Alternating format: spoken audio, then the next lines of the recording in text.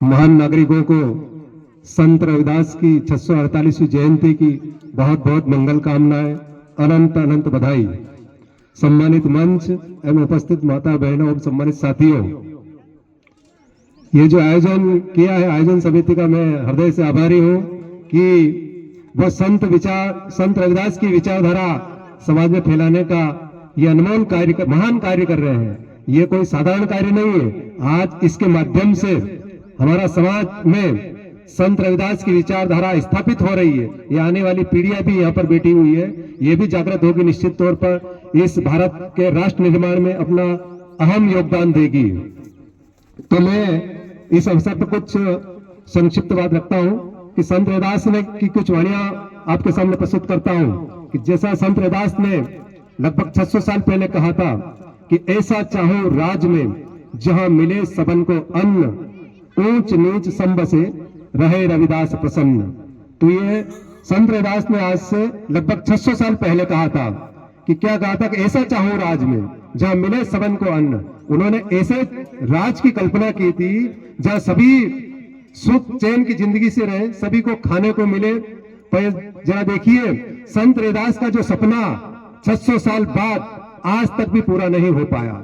ये कहीं ना कहीं हम लोगों की गलतियां हैं, हमने महापुरुषों को नहीं पहचाना है। तो 600 साल हो गए संत रविदास को ये बात कहे हुए, आज तक उनका सपना पूरा नहीं हो पाया। उन्होंने कहा है कि ऐसे राज की कल्पना की थी जहां मिले सबन को अन्न।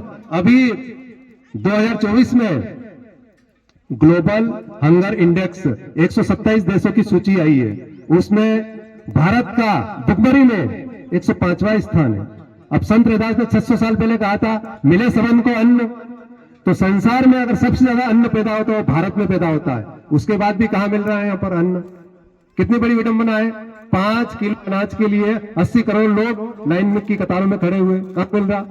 संत रविदास का सपना कहां पूरा हो रहा? संत रविदास ने कैसे राज की कल्पना की थी? ऊंच नीच संबंध, मतलब कोई छोटा बड़ा नहीं हो, कोई निम्न श्रेष्ठ नहीं हो, सभी समान। कोई अपने आप को ना ऊंचा समझे और कोई अपने आप को ना नीचा समझे, ना कोई अपने आप को महान समझे, ना कोई अपने आप को निम्न समझे। तो ये संत रविदास ने कहा था। तो उसी बात को बाबा साहब ने यहाँ पर संविधान रखा हुआ है। संविधान के आर्टिकल 14 से 18 तक समता का अधिकार दिया पहला, ऊंच नीच सम बसे। तो 14 से 18 तक इस देश में बाबा साहब ने 14 से 18 तक ये आर्टिकल लिख के इस देश से ऊंच नीच समाप्त कर दी है। ये बात आपको जानकारी होना चाहिए। और जातियों का अंत भी किया है आर्टिकल 15 में।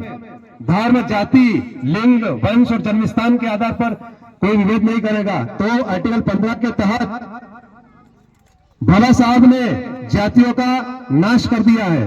और कोई जातिवाद, छुआछूत ये करता है तो आर्टिकल 17 के तहत छुआछूत करना या शोषण करना, अमानवीयता करना, यह दंडनीय अपराध होगा। तो संत रविदास की ही बातों का बाबा साहब ने समता का अधिकार जो भारत के समस्त लोगों के लिए लिखा, समता का अधिकार लिखा, तो पहला ही आर्टिकल समता का अधिकार लिखा बाबा साहब ने, जो 14 से 18 तक है भारत के संविधान में।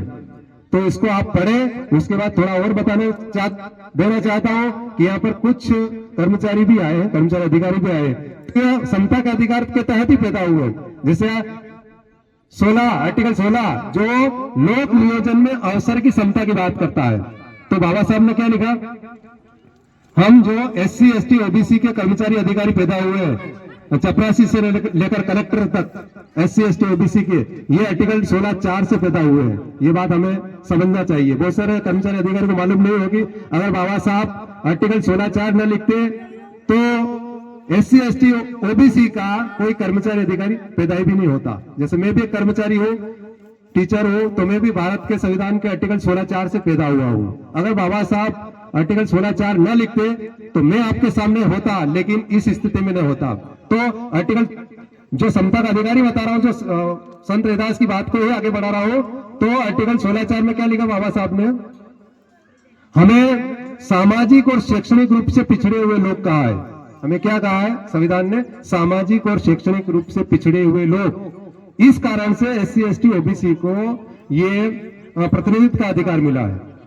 सामाजिक और शैक्षणिक रूप से पिछड़े हुए लोग। बाबा साहब ने आर्टिकल 16(4) में ना एससी कहा, ना एसटी कहा, ना ओबीसी कहा। हम एससी, एसटी, ओबीसी सामाजिक और शैक्षणिक रूप से पिछड़े हुए लोगों के कारण हमें प्रतिनिधित्व मिला है, और प्रतिनिधित्व को पूरा करने के लिए आरक्षण की व्यवस्था की गई है। ये हम सबको जानकारी होना चाहिए।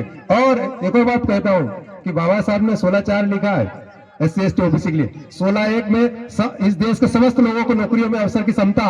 16(2) धर्म, लिंग, जाति, वंश और जन्म स्थान के आधार पर कोई भेदभाव नहीं करेगा। 16(3) संसद या राज्य ऐसी कोई विधि नहीं बनाएगा जो नौकरियों को हनन करती हो। तो बाबा साहब को जब डाउट हुआ कि यह मैंने 16(1) तो लिख दिया, परंतु मेरे लोगों को नौकरियों में नहीं आने देंगे, तो बाबा साहब ने स्पेशल 16(4) लिखा। तब जाके हम एससी, एसटी, ओबीसी के कर्मचारी अधिकारी पैदा हुए, और संविधान सभा में बाबा साहब अकेले ने 16(4) मेजोरिटी से पास करवाया, बहुमत से पास करवा के भारत के संविधान का आर्टिकल 16(4) में डाला है। तो ये बात हम कर्मचारी अधिकारी को मालूम होना चाहिए। और उसी के बाद अगला है 17, जो अस्पृश्यता का अंत करता, मतलब छुआछूत। 26 जनवरी 1950 से छुआछूत खत्म हो चुकी है संविधान के अनुसार, मगर आज भी होती है, तो ये संविधान का उल्लंघन है, दंडनीय अपराध है।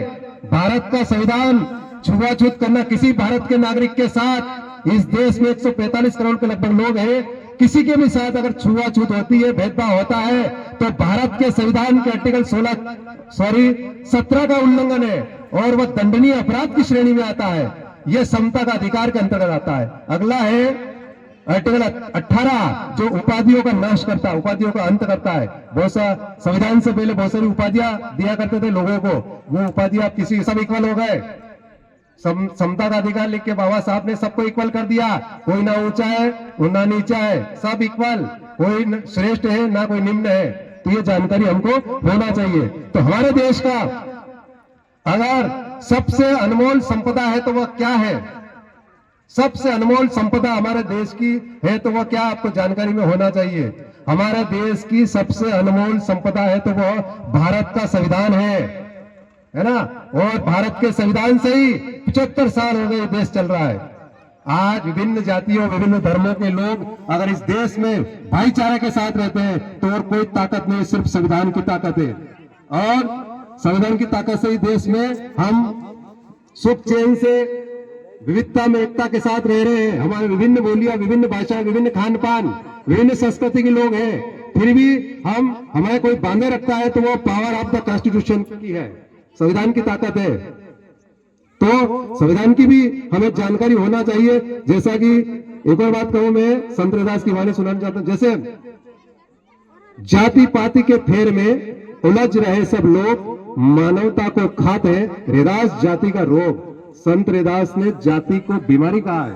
रैदास जाति का रोग, रोग मतलब बीमारी। तो संत रैदास ने 600 साल पहले जाति को बीमारी कहा है। बहुत सारी जगह संत रविदास जयंती मनाई। अखिल भारतीय रविदास समाज क्या होता है? जब संत रविदास जिस बात का विरोध करते थे वो बड़े गर्व के साथ कहते, अखिल भारतीय फलाना समाज क्या होता है? संत रविदास के विचारों की हत्या करने के समान ही है। लोग समझने को तैयार नहीं है, संत रविदास की बातें मानने को तैयार नहीं है। तो मेरा तो आपको से यही निवेदन है कि संत रविदास की बातों को आत्मसात करें, बाबा साहब की बातों को आत्मसात करें। और भी बहुत सारे आर्टिकल है, जैसे संविधान की मौका नहीं मिलता है, आप लोगों के बात मतलब जानकारी होना चाहिए संविधान में। जैसे भारत का संविधान का आर्टिकल 1 क्या कहता है? India that is Bharat shall be A union of states. इसका अर्थ यह है हमारे देश का नाम हिंदी में अगर बोलना हो तो भारत बोलेंगे, और अंग्रेजी में अगर